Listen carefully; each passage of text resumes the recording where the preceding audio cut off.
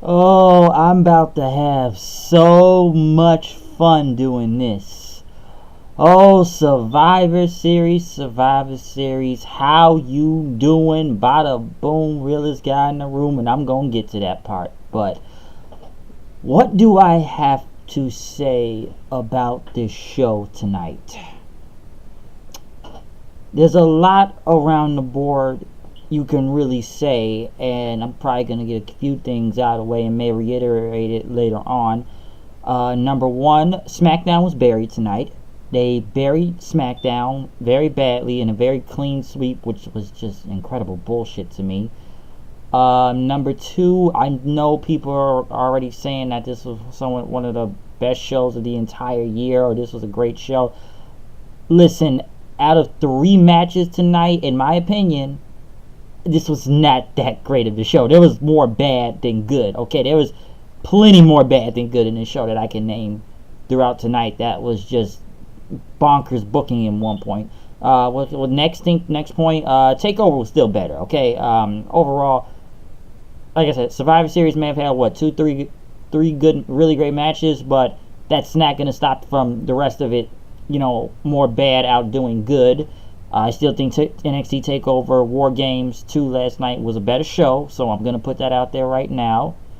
I wonder how Fox feels, because my friend brought this up to me tonight. With the pretty much burial of SmackDown tonight, how does Fox feel about this after they paid $1 billion to get this on their network by next year in October when they put this on here? Because they made SmackDown look like shit tonight.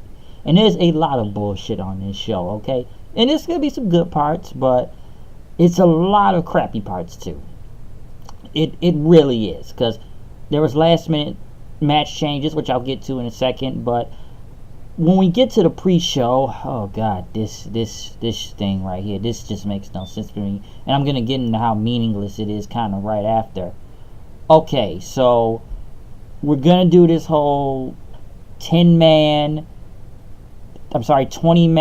tag team elimination match of Team SmackDown, which they had the New Day pretty much introduce everybody. Let me also point this out. This was a pro SmackDown crowd tonight. Mostly everybody on SmackDown was cheered. It didn't really matter who you are. This was a pro SmackDown crowd. Every time Woods brought up Raw, they booed. And on Team SmackDown, you had the Usos, New Day, the Colognes, Sanity, Gallows and Anderson going against Team Raw of Gable and Rude, the Ascension, Lucha House Party, the Revival, and the B Team. First off, listen, let me say this match is very botchy, okay? There was literally botches from the beginning all the way to the end that I can't even count them all for you, but I'm sure that'll be in a future Botchamania episode when that, gets uploaded. But this match was super botchy. And this is like where the crowd did not care, but when it got down the stretch, like I said, once we got rid of all the people that sucked and we got to the actual talent of the show, the actual talent in the match, that's when it kind of got better. Because I did look at this whole tag team, like outside the New Day and the Usos, like everybody just screams jobber. They all do, okay? Especially Monday Night Raw, they all scream jobber. Gable and Rude, they're not over. Ascension, just job guys, been dead for I don't know how long. Lucha House Party, listen, they may have gotten a little bit over on 205, and I don't know that much on it, but they're still, I'm not calling them job guys, but they just kind of got there. Revival, been dead for God knows how long, because they just keep killing them. The B Team, dude, they're jokes. Colognes, who even knows they're still there.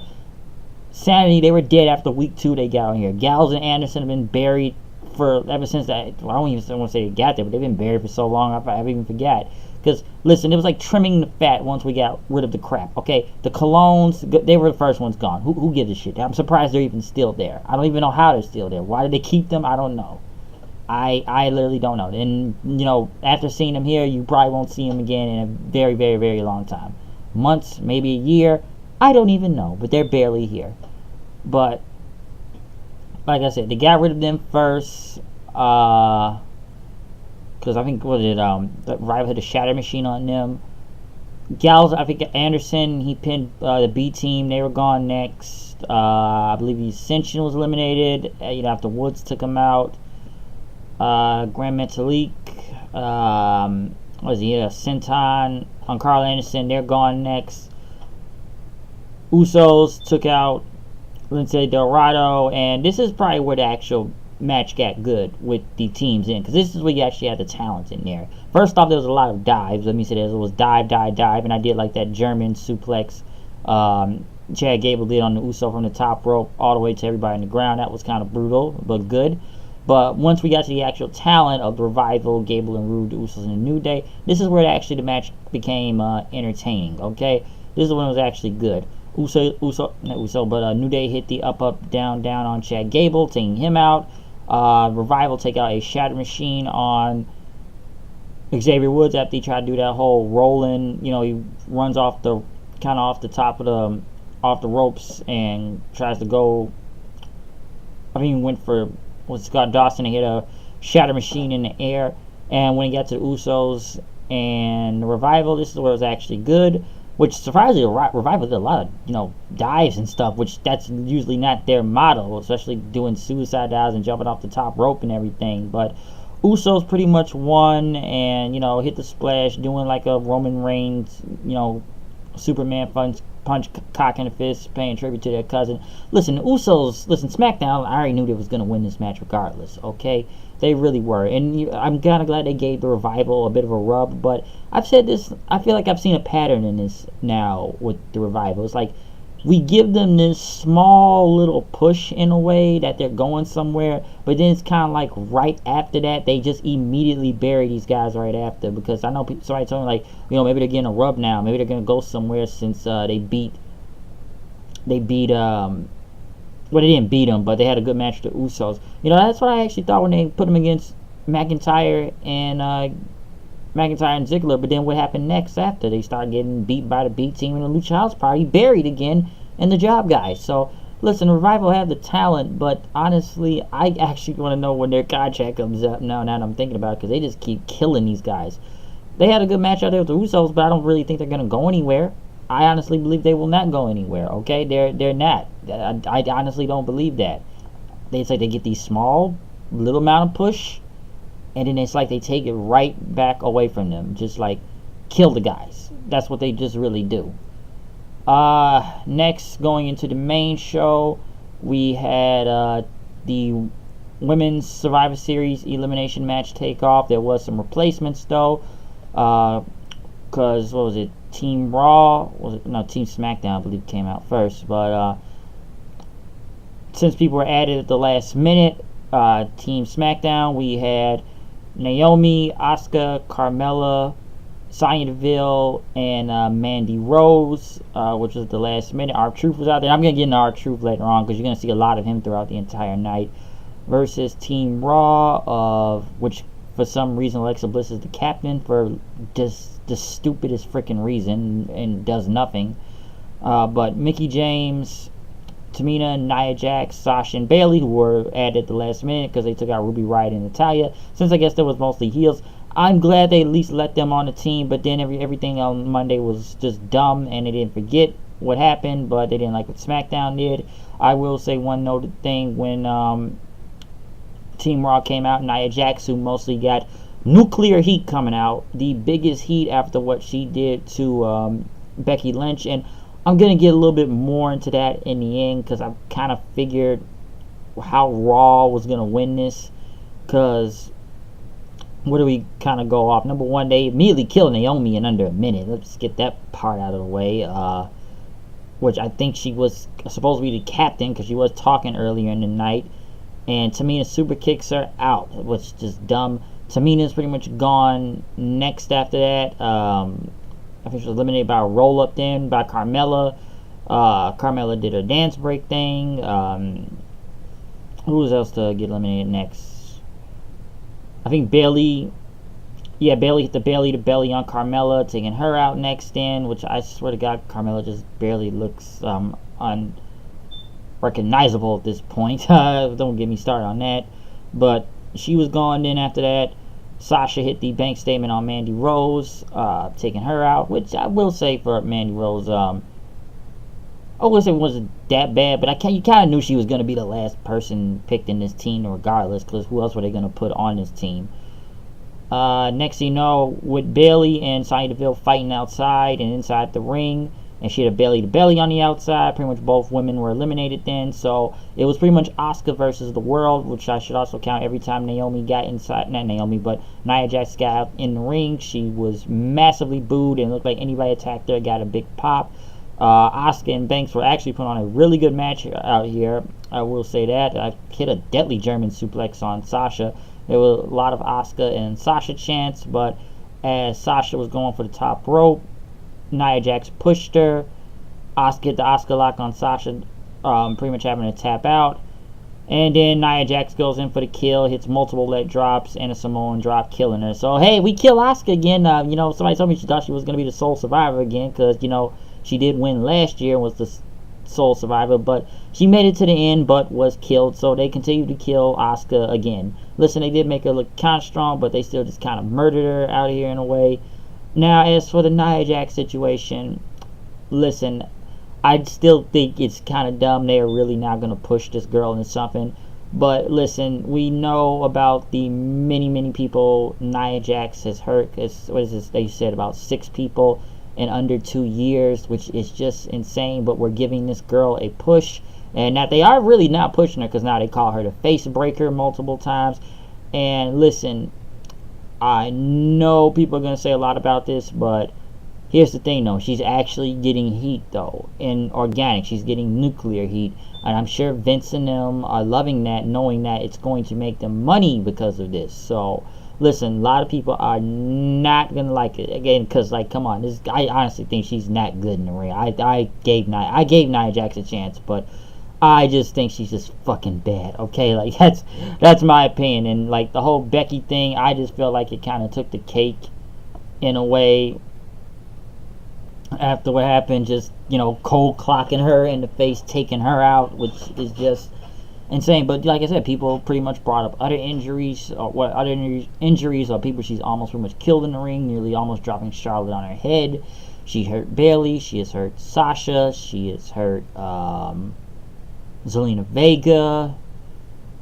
I believe that's all 6. I'm not sure about Paige and that. Some say it was Bliss or one of them, but I know it's a total of 6 people. Nia Jax is hurt, now including Becky, because her match had to be canceled after what happened. So I guess they're gonna make a story in this. I just don't know why we are giving Nia Jax this big push in to begin with. It's like you tried one time and failed horribly when she was a face. Now we do it as she is a heel, but now she is just fucking hurting people now, just left and right. I don't know if she's channeled her inner Brie Bella or whatever, and I probably already spoke on this, but like I said, she's actually getting heat organically. And when she came out, and every time she got in the ring, she got a massive amount of boos, okay? She did. I don't think she's really that good, and now they're going to put her against Rousey next, and we'll see how the rest of this goes with her, this whole now super team with her and Tamina. It's almost like you have the talent. I look at these Survivor Series teams tonight, it's like you got some talent, but then you got the garbage in the ring. I just looked at Raw, well, the worst people in here are Nia Jax and Tamina, so let's see where this goes. And this is where this now pissed me off and pisses off a lot of people. When Raw won this match, they want to say 1-0. But Graves, and I'm sure many people brought this up, SmackDown picked up the win in the pre-show, but Cole pretty much said that, that was the kickoff show. So what you telling me that, and I already said this was a clean sweep, but shouldn't have been 6-1 instead of 6-0 then or something, because this makes no sense. And I'm sitting there wondering this now. What was the point of this tag match in this kickoff show? What was the point of doing this Raw versus SmackDown thing? It's meaningless now, because now they say, it doesn't count. Because I'm sitting there wait, why is it 1-0? It ought to be 1-1. SmackDown just won at the kickoff show, but then they say, it doesn't count. So what you tell me, you just wasted everyone's time just doing this stupid, ridiculous match, and nobody wins. But they said, they won for SmackDown, but no, it don't count because it's on the pre-show. What? That makes no sense. So that was dumb. That match felt meaningless now that you think about it. It's because no one didn't win. They just didn't win. Just fucking stupid. That's pretty much all what it was. So, like I said, this is technically the first win for Monday Night Raw. Next, we went to Shinsuke Nakamura, U.S. champion, something with that gear, I don't know, going against Seth Rollins. And, I do like Seth's, like his burning down shirt and Raw one combined. This match felt dead. And let me talk about this crowd throughout nearly the beginning of a lot of this show. They felt dead. And they felt dead through this match. And, I'm not going to say this was a bad match or anything, but I actually thought SmackDown was going to go over here with Nakamura, because I'm sure a lot of people would have saw this coming. It's like, okay, we have Ambrose come out, he distracts Dean Ambrose, because, I'm sorry, I meant Dean Ambrose distracts Seth Rollins, because Rollins kept saying he was so focused on Dean Ambrose, and he wasn't even worried about Nakamura. So, in my mind, I'm thinking like, okay, Dean's going to come out, Seth will get distracted, Nakamura will probably nutshot him, and then, Kinshasa, and it's over, and, protects him. But what they did here, he just beat Nakamura clean. And it's like no one really cared. Like, the crowd was dead. It felt like no one cared. And I don't think no one, like I said, it didn't even really get good until the final parts when they had that sequence going. And Seth got the curb stomp and it was over. That was pretty much like that. So it's like, you just kind of killed Nakamura even more, okay? Like, if it was an interference, it would have been different, but it's just, I didn't really think Seth was going to win this match. I really thought Nakamura was going to win this match, but I guess they was like, no, let's just have Raw win clean. Let's have Seth win clean over him. No sign of Dean Ambrose. Literally no sign of him. Like, the match wasn't bad, but, this could have been way better. It's like, on paper, it's like, okay, this is going to be great. These two are really great in the ring. You're going to put them, you're going to have this badass match. But the crowd seemed to not really give a shit here, right here. They really did not seem to give no fucks, okay? They just did not care until the end. That's when the crowd reacted in the end because of the finish. And, after the old Kinshasa back of the head, Rollins came back, curb stomp, it's over. Raw wins, and we just make, Nakamura look even worse, okay? It really did, because, Seth didn't even care about the match, and he still won clean. Alright, he still won clean. And, I've said this about Nakamura before, but please, somebody tell me when his contract's coming up. Seriously, just tell me. Tell me when his contract's coming up. I actually really want to know, because please, send him back to New Japan. I know the World Tag League is going on right now. I don't know that much what's going on in it. I've only seen one part. That's a different story for New Japan another day. But whenever his contract comes up, can we just send him back? This just ain't working no more. I forget he's even the U.S. champion at the time. Listen, they ruined Nakamura a long time ago, okay? They really did. And, after what happened with Mania, no, not even before Mania, after they killed him a while ago with the whole gender feud and stuff. And it's like Nakamura has never really bounced back. I don't think the people really care. It's like he just has a belt for nothing. He has a belt for nothing. It's like, we put the U.S. title on him, but you've done nothing with him. Barely on TV, and you forget he's the champion. And like I said, the match with Seth was not bad, but I just feel like he needed to win here. It looks stupid. So, I don't know, man. I'm on the verge of sending him back to New Japan. Seth won the match, and he did what he could to make this look good out here. I'll give him that. But it's just a disappointment when you think about it. Braun Strowman and the Raw team, I guess we're all talking in the back, saying, I don't even know who you are, talking about Rush and everything. And he's, I like Balor, but you better carry your own weight tonight. Drew and Strowman start arguing. Corbin comes in and talks everyone down, and he knocks I think he knocked down Leo Rush at one point. And then Truth comes in and says, yeah, we a team. And then they say, you not team. Like I said, you're going to see a lot of Truth saying we on the team. I actually thought our Truth was hilarious coming out of these nowhere segments saying, like, hey, I'm on the team, man. I'm trying to get Becky's autograph and stuff. Even when he was talking to SmackDown, like, I'm trying to get in, man. SmackDown, I'm down, all right? Even though he's on the show, it's like, you're not even on the team. So I actually liked it. Truth showing up. Now, one match, which here's something that felt really boring to me. And this was a heel versus heel match. You have the Bar with the Big Show versus Authors of Pain with Rockstar Spud. I did not care about this match. And I'm sure people are going to argue me about this. The only thing that was literally the highlight of this match that people cared about, and you could go look at the crowd because they did too, was Enzo Amore showing up in the crowd. Somehow he got in the building, okay, and had a wig on because somebody pointed this out on the internet. Now, I don't know how he snuck in. I'm sure he bought a ticket to get in the front row anyway, so you can't really get mad. He bought a ticket to come in. He used his money to do it, so he got in here legally.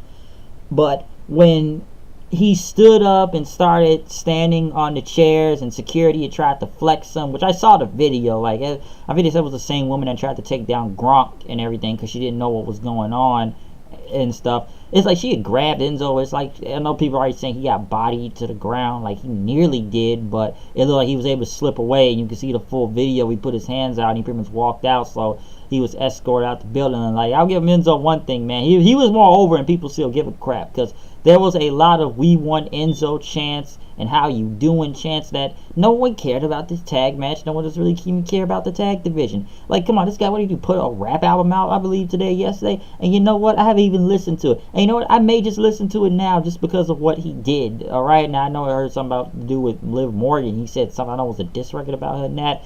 Listen, I'll give Enzo one thing, and even it's a mystery to me how he ever got a chance to hit Liv Morgan. I don't know how he hit that.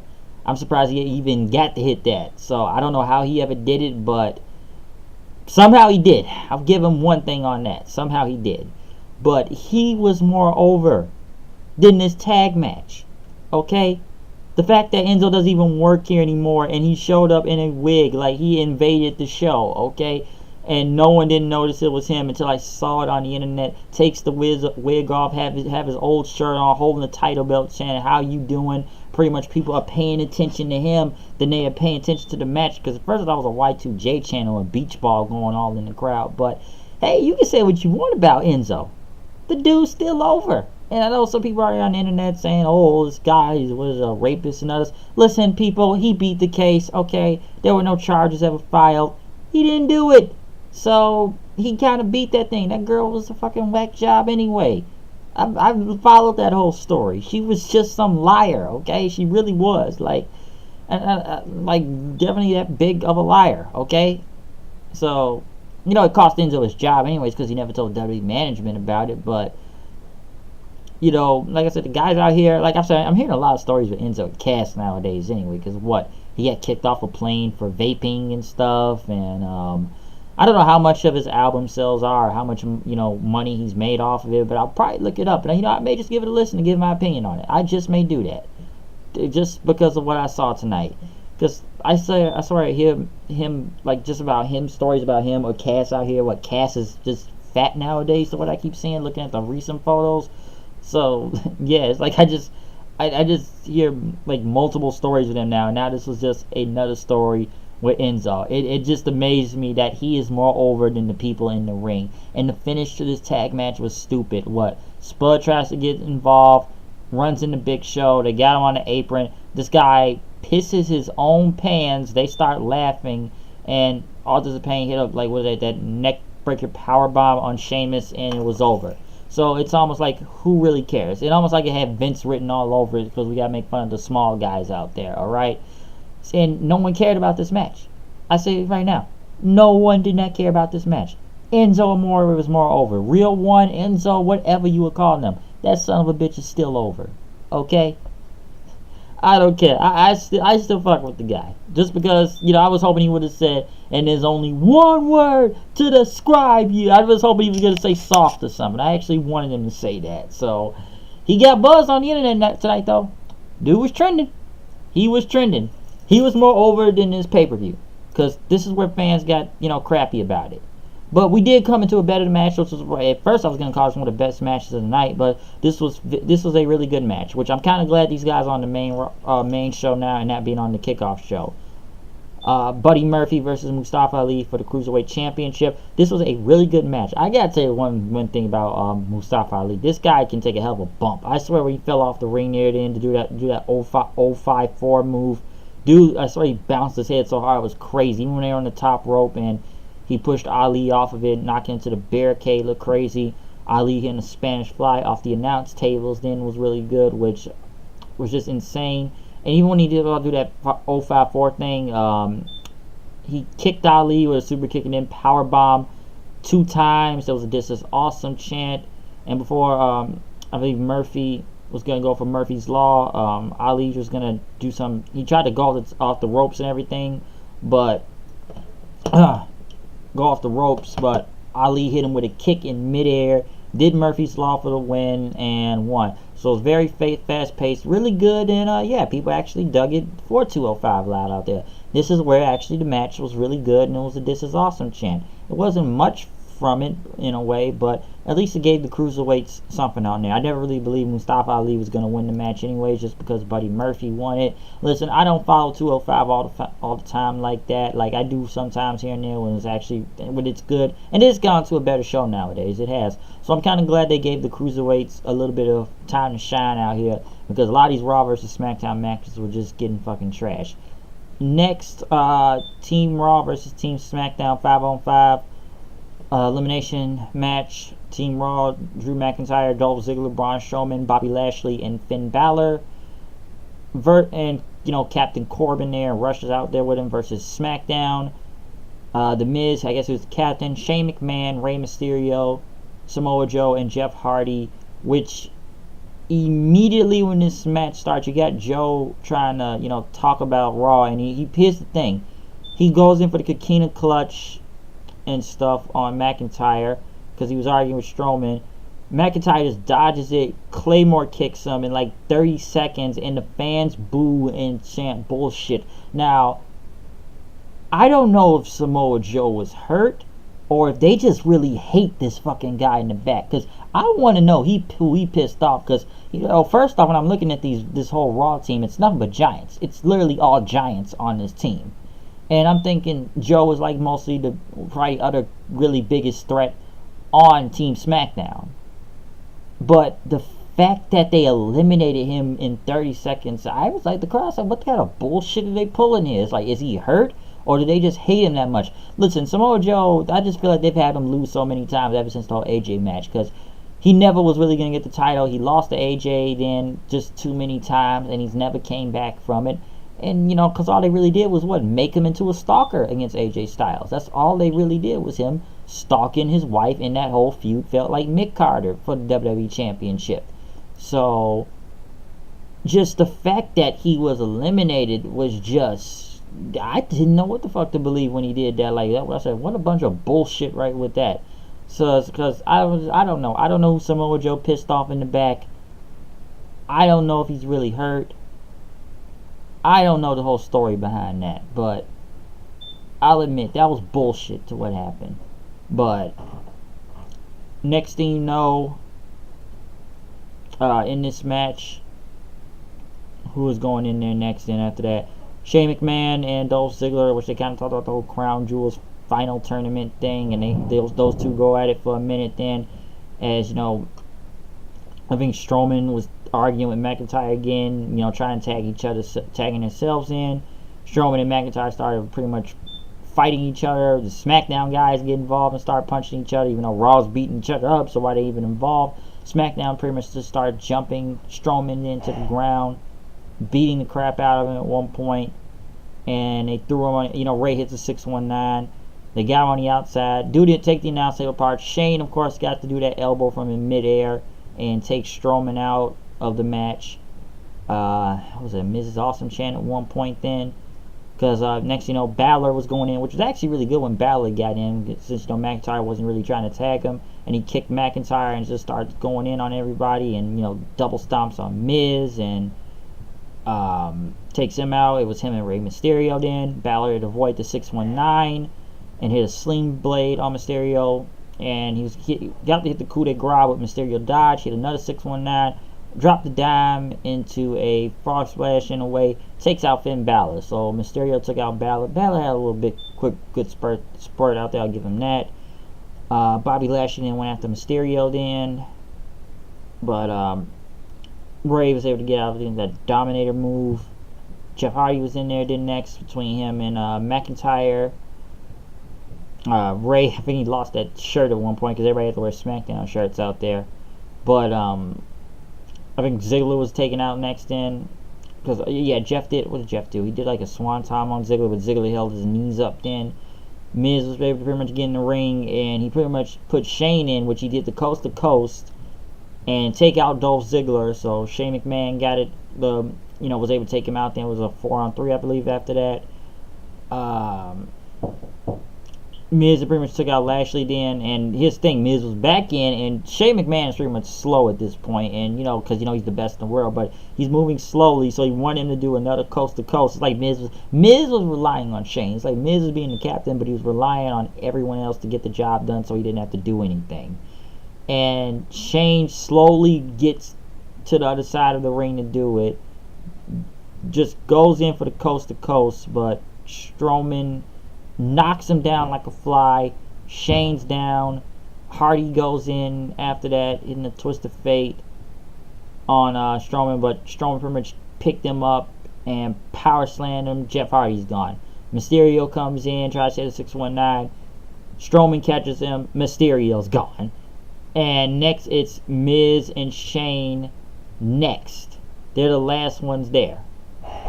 So pretty much Miz, just says, Shane, you got to pull yourself together. You got to do something.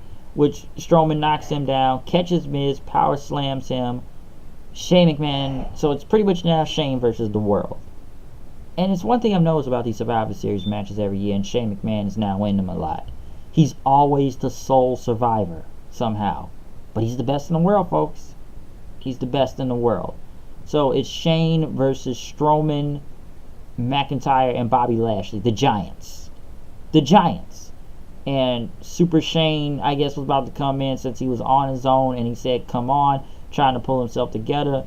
Strowman just drop kicks the guy, power slam. Dude, we're just killing SmackDown. We're making SmackDown look like just job guys out here, just losers.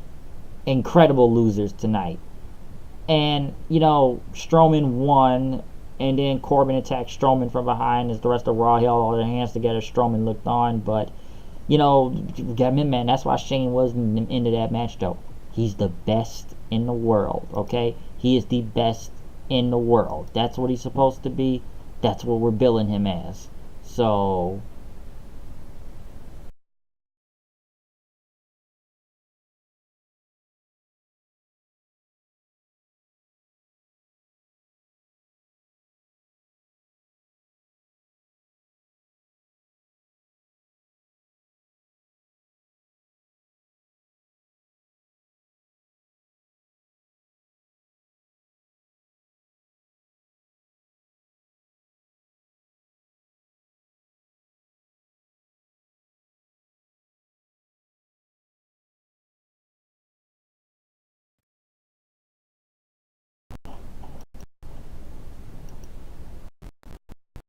I'm sorry. The best in the world. That was close. But, like I said, he's supposed to be the best in the world and everything, but, like I said, I don't know why he was the sole survivor. But, like I said, sorry, losing my reading my words here, but, yeah, that's why Shane was near the end.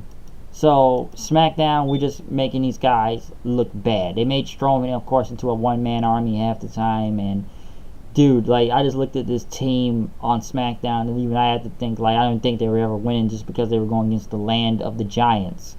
And the way they killed Samoa Joe right there was just insane. They made McIntyre and Strowman look good, don't get me wrong, but they killed SmackDown, okay? They killed SmackDown. And I did like Miz trying to use everybody to, get over on Raw so he could beat him, and it just did not work.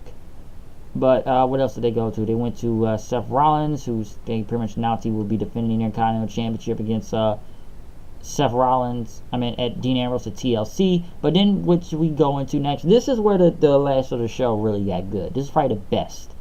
Once we got to Ronda Rousey versus Charlotte, this was probably, and by far, and you can argue maybe you want to, one of the best matches, probably the best match of the night, at my point of opinion at one point. This was brutal. This was a physical match. This was a great wrestling match between Charlotte and Rousey, okay? First off, they brawl with each other, trying to get each other off, out of each other and stuff. But this is where, it got really good then. This was the best, all right? Of course, there were Rousey and Charlotte chants, and, of course, Becky chants were in it, too. But I believe Rousey bled at one point. I don't know if Charlotte hit her with an elbow and the blood started coming out of her. She tried to go to an armbar. Then Charlotte was able to get out of it. Charlotte had had, as she got the armbar, but Charlotte got into a Boston Crab, going to the whole figure 4. Rousey was able to get out of it. Then Charlotte tried to get the natural selection, could not work. Rousey still once again going for that armbar again, but Charlotte had dodged it and knocked her, I think, with an elbow at one point in time. Charlotte, of course, does her very bad looking moonsault, which you kind of knew she was going to land on her feet regardless. Rousey putting her foot up and everything. But Rousey hit her with like a rolling senton in. And, Rousey's trying to play it to the crowd. Charlotte hits her with like a wicked spear right there. Just look brutal, okay? And goes right back for the figure 4. They kept reversing it, just reversing each other. Go out to the floor then, knocking each other into the barricade. You could just hear them talking crap at each other, okay? Charlotte at one point, I think, I think she just called Rousey a bitch, like, get up and everything. And, they run into the barricade at one point, and, Rousey going at Charlotte trying to punch her in, but Charlotte coming back with multiple chops, hitting woos and everything. Rousey had blocked it. Charlotte hit with a big boot, going for the count. Like I said, pretty much got the 2. This is awesome chance. Rousey then picked up Flair and did that whole, that running like Samoan thing, but it was called the Piper's Pitch, she called it. They pretty much got near the ropes then, and Charlotte, went outside. Next thing you know, Charlotte just takes a kendo stick and just starts beating the crap out of Rousey. And this is where I'm going to say more of this into the end. But Charlotte, pretty much in disqualification, which someday had to protect both of these women there, but more Rousey, I felt like. Charlotte is beating the living crap out of Rousey, okay? Beating her with the kendo stick and just taking her out to the head with it and stuff. Throwing Rousey back into the ring. Charlotte got a chair then, and the crowd's cheering this. Let me tell you that. People are cheering Charlotte. They are happy Charlotte is doing this. And then, referees are coming out there. Charlotte pushing the referees, just knocking them all over the place. The crowd is cheering. The crowd's going crazy. Takes the chair, put it in Rousey's head, knocks another referee down, pushing him in, steps on the chair, and, just leaves Rousey there bleeding. And then, agents and stuff had to come out. There was a big thank you Charlotte chant as Rousey's just choking out there. And like I said, Charlotte was like a savage, okay? Charlotte was a freaking savage. Just like, and think about it. This was like the exact same way they did with Becky Lynch, okay? This was literally the same pattern like at SummerSlam, okay? And, Rousey's just he's choking out there and stuff. But here's the thing. People cheered Charlotte. And just like SummerSlam, when Becky attacked Charlotte, what did they do? They cheered Becky. And this is Rousey's hometown. Because people were just chanting for Charlotte, cheering Charlotte. And when Ronda's getting up, people were just booing at her and either chanting Charlotte or Becky, Charlotte or Becky. As I guess now they tried to gain, try to do like some sympathy where, playing it for so long as Rousey's trying to walk away and stuff, the battle scars. And then both of these women had some scars on them. They took a fight. This was a fight, alright? This was a brawl out here. Brutal, just great. But it's like the same pattern at SummerSlam. They tried to gain sympathy for Charlotte. It didn't work at SummerSlam. They booed at her. And Charlotte's a great heel, okay? She's way better as a heel. I'm sure a lot of people are going to agree on that with her being a heel. But now when I'm looking at this is on the same pattern as Becky. So you might as well call both Becky and Charlotte the man now. Both of them are now the man.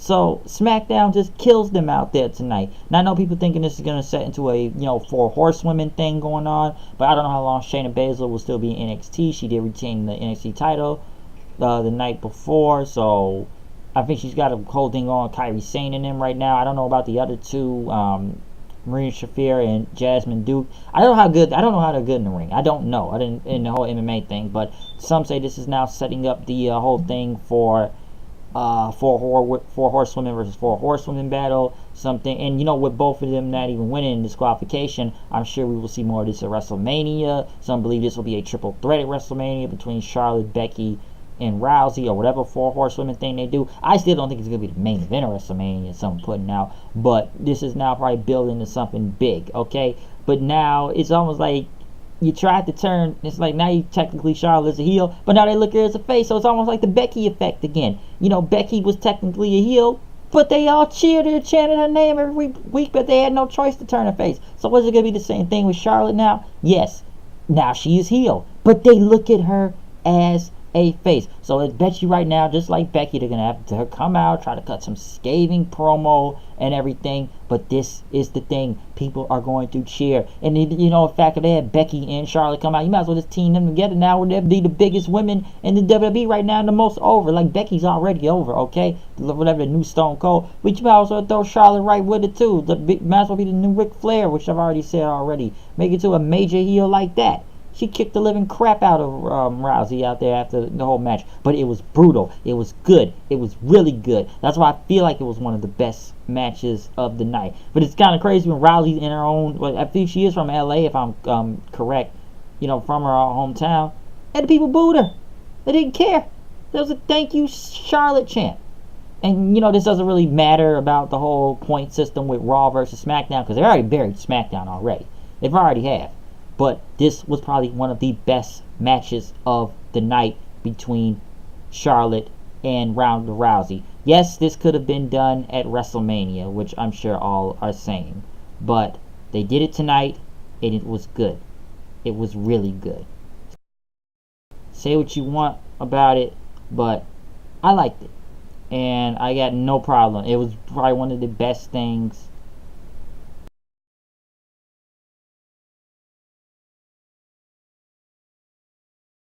Probably one of the best. So, you can't really hate on that. But as we get into the main event of the show, Daniel Bryan, which he had yes chance at one point, but he stopped and kind of crawled to the ring at one point, kind of like doing some small crawl or going there. Going against Brock Lesnar, champion versus champion. Heyman does the introduction. And, you know, I'm sitting here wondering this. And, you know, I've said this early in the week when he first won the title. Okay, so this is a heel versus heel match. And, you know, Bryan is just smiling throughout several times in this match. But then I'm sitting there like, we're really going to throw Bryan in there where he could possibly get killed, since we talked about this guy's neck for the past, few years now. And he's had to stop wrestling like 2 times, but they brought him back again. Pretty much it's, Bryan's trying to trick Lesnar and getting in and out of the ring at one point, trying to dodge them, but next thing you know, pretty much he German suplexes him, which I don't know how many he did, and knocks him, and he's just on the ground. Okay, fans are just sitting there stunned, and I'm sitting there like, because at one point this almost felt uncomfortable to watch, but I kind of knew this was going, because at first I'm going like, dude, do not let this guy get killed out here, or have him killed by these German suplexes, because some of those suplexes look brutal. Okay, when Brock threw him, Bryan looked like he just landed on his neck, like bad, just like real bad, and you could see the scars from his nose and arm with the blood coming in from him. Because I'm sitting there like this. I knew Bryan was not gonna win this match regardless. Okay, like I know he just won the title, and everything, but this dude was gonna have to survive out here tonight, and I'm sitting there like, God, do not let this guy get killed. Have to, being brought up into some retirement angle again or something, or just retire again, because Brock's throwing him, knocking him all over the place, just German suplex. Fans begin to, and he got people to chant Suplex City, but then minutes later they all chant same old shit to Brock. So they do that, and Bryan just looks freaking dead, just destroying him out there. And even holds up the title at one point, and then before he goes at him again, he says, "Good night, everybody," and he hits the F5. Lesnar had covered him, but the ref, he broke it up himself, and I guess he wanted to go for another one in. Bryan was able to kick out of there at one point, and as he kept kicking him, he was about to get F5'd again, but Brock threw Bryan into the referee. Bryan just kicks Brock in the nuts just like AJ. And I almost thought it was going to be over here. Okay, this is why I actually thought it was going to be over. Bryan immediately hits the whole running knee thing. incredible to fall. I had jumped out of my seat because I'm about to say, if he really beat Brock right here after this, I'm sure anybody would have been surprised at that. Okay, anybody would have been just surprised. But an amazing near fall. Bryan goes back then, starts kicking Brock Lesnar with multiple kicks. Then, grabs Lesnar, just stomps him on his head, just like he did AJ the other night. And Heyman's telling him to get up. Bryan went for a second running knee, but Lesnar caught him in, threw him out to the outside of the floor. Bryan went back in on him then, knocked Brock into the post outside the ring, hits another running knee off the apron then, just knocking Brock all over the place. Went for a suicide dive, but Bryan caught him and threw him in, he threw Bryan into the barricade and to the post and stuff after he caught him then. He had picked up some steps and was going to hit Bryan with it, but Bryan moved. Once again, gets another running knee then, and, Bryan is just trying to get him. Lesnar's stumbling, and, people think Bryan's actually going to win this at one point. Hits it with another running knee, gets the near fall, and, you can see Bryan just laughing throughout this match, and he's just laughing out there and smiling at one point. And Lesnar got up, Bryan had chopped his leg in, and, went at him, and he hit him with a missile drop kick, and just starts drop kicking him into the turnbuckle then. But Brock tried to hit another F5, and Bryan got him into the yes lock then, which they were gonna have him tap, have Lesnar tap, and Bryan just starts punching Lesnar in the head, punching him, multiple punches to the head, and trying to get him in it. But Brock kind of countered it then. It's like a triangle and stuff.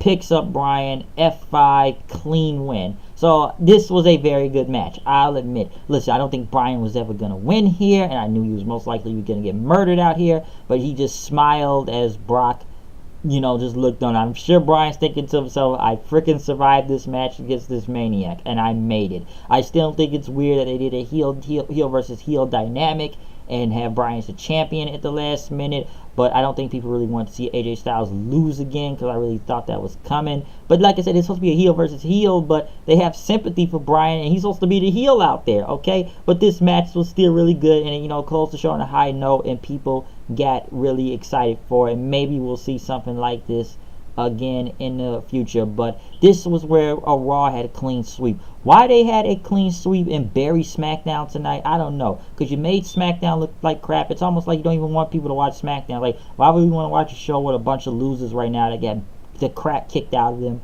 by Monday Night Raw tonight? Why should we really watch this now for SmackDown? Because you've made everyone just kind of look bad. You made the show look bad. Like, no wins, nothing. You just made them bad.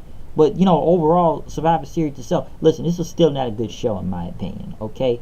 The best things, in my opinion, what you could really take from this show was the main event with Daniel and Brock, Charlotte versus Rousey, which is probably, in my opinion, I'm going to go with this, probably one of the best matches tonight, and the Cruiserweight title match, which was a really good match between Murphy and Mustafa Ali, okay? That was like literally 3 things you can really take. That was the best things out of the night. Everything else on Raw was just, not Raw, but Survivor Series was still really bad, and it sucked. Because the crowd felt dead throughout earlier on in this match. That tag team match in the pre-show means nothing now. Even though it should be 6-1, we're still going to go with 6-0 because, the kickoff show doesn't count. So you wasted everyone's time doing that whole 20-man tag battle royale.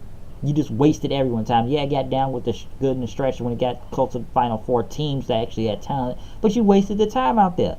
So the win means nothing. It means nothing. Nothing. Okay? It means nothing. The Raw went, like I said, what was next? The whole 5-on-5 women thing was just, like I said, it wasn't bad all the way, but it's almost like I just looked who was on these teams, like only some of them were really good. I should have known they was going to push Nia Jax because they got this going on forever since at the Evolution thing. Like I said before earlier, yes, she has gotten nuclear heat, so they're really going to go somewhere with this, and I'm sure they're going to look at it as a big heel. Yes, this woman has hurt, 6-7 people in under the past 2 years, and I don't think she's really good, and I'm sure a lot of you will agree on this. Some people really believe she needs to be sent back to developmental, which I'm kind of going to. I'm not going to say fire or anything, but listen, you know why they're going to push her. It's amazing me that they push her after she's hurt somebody, probably a big major person in the company right now. That's one of the hottest women on the show, just on fire right now. But she hurts her. But you know why they're pushing her? The Rock, Samoan, Roman. Those are three things, literally. But other than that, Nakamura and Seth was a good match, but no one seemed to really care. They really did not.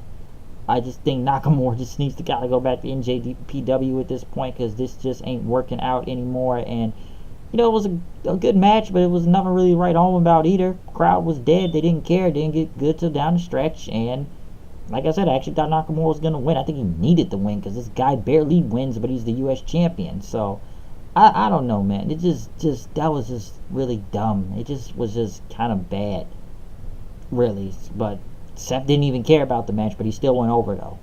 So yeah, the tag team Bar versus AOP. No one did not care. The highlight of the match was Enzo Amore. Okay, argue with me what you want, but he was the highlight. And you know what? I might as well put that as a highlight on the show, because people actually paid attention to it.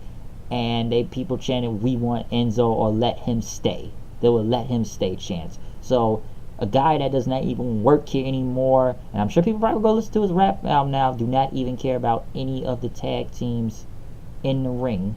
Let that sink in. And the finish was stupid, because you had Rockstar Spud piss his own pants.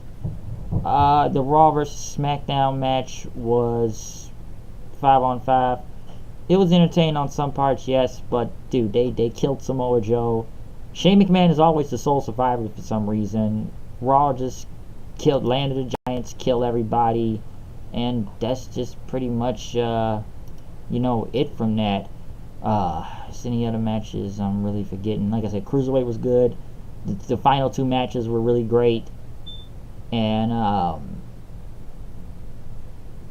that's all I can really go on about it. Everything else was just still pretty bad. Some people are going to sit here and say it was a great show. I still think, like I said, you had three really great matches, but I'm not going to sit here and think it was still one of the best shows all year, or say this was a really good show. I'm not. Overall, NXT TakeOver still killed them at the end of the day. War Games 2, they killed them by a landslide. I'm not even going to really argue with that. They still put on something good, but there was only really three great matches to talk about. Okay? It really was. Everything else was just somewhat good, or just very bad, or a bad decision. While they make SmackDown look stupid tonight, probably Vince is mad because he knows SmackDown was better than Raw to begin with, so hey, let's stick it to Raw and make them look bad. But hey, just remember, these guys are supposed to be going to Fox next year, and they got paid $1 billion for this thing.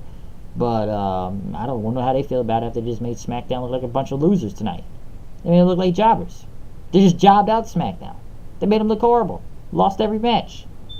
I know the women's one was a DQ, but still, they made them just look horrible. But that's my review for Survivor Series tonight. Tell me what you thought about it. Comment, subscribe. Check out my NXT TakeOver War Games 2 review. And follow me on Twitter at HoodedKnight890. Like I said, you can comment, subscribe. Tell me what you really thought about this whole pay-per-view tonight. It was a very long pay-per-view. I had to have a cup of coffee before drinking this, so I can, keep my attention span going. So yeah, I'm out of here. I'll see you guys later. Peace out. If I forgot anything, please feel free to show. How you doing? I may just go check out that album right now. How you doing? Bada boom. Peace out.